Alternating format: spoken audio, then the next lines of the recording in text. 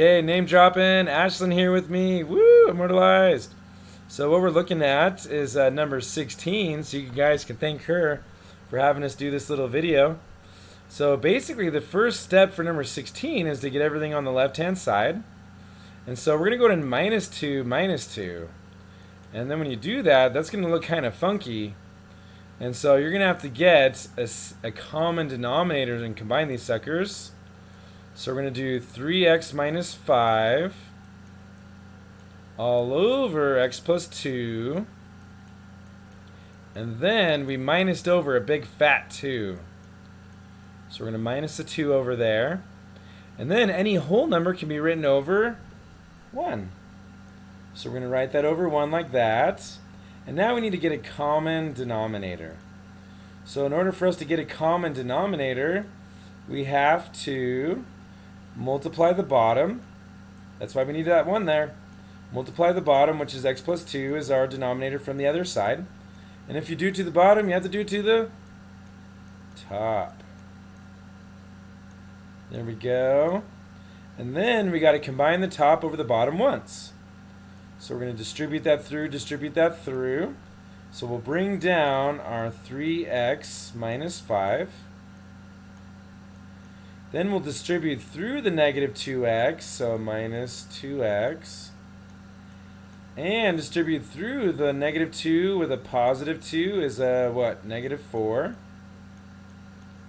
All over the bottom once, x plus 2. Then we want to combine like terms, So we do a 3x minus a 2x is just a 1x, or just an x. And then negative 5 and negative 4 is a positive 9, because you took 5 apples off my tree, then you took 4 more, you owe me 9 apples. Not a positive, what the do, bald?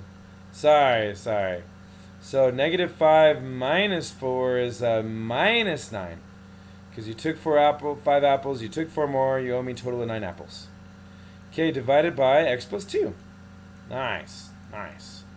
Now this problem is actually finally ready to do the solving inequalities part.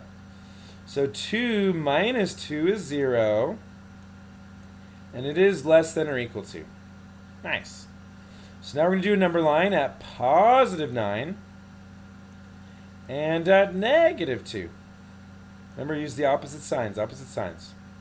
Then we'll do some test points. So maybe just a negative 3. And between negative 2 and 9 is a 0.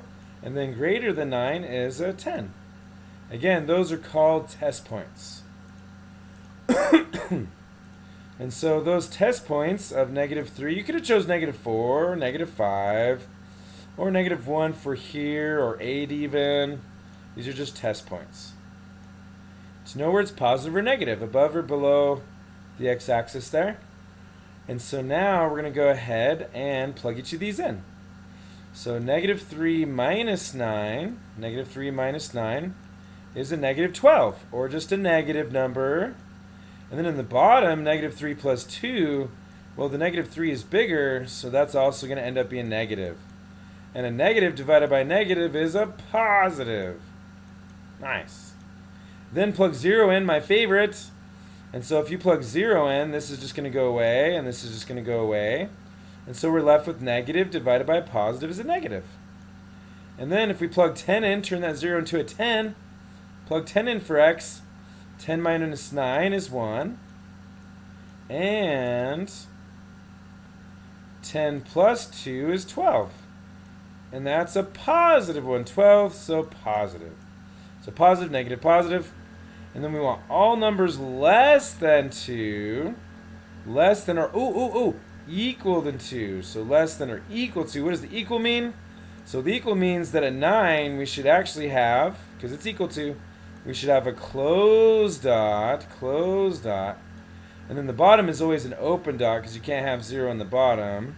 And negative 2 would make this 0 in the bottom if we plugged it in. So now it's just going to be parenthesis negative 2 to bracket 9. Beautiful. There we go. Parenthesis, bracket. There's our answer. Thanks for watching.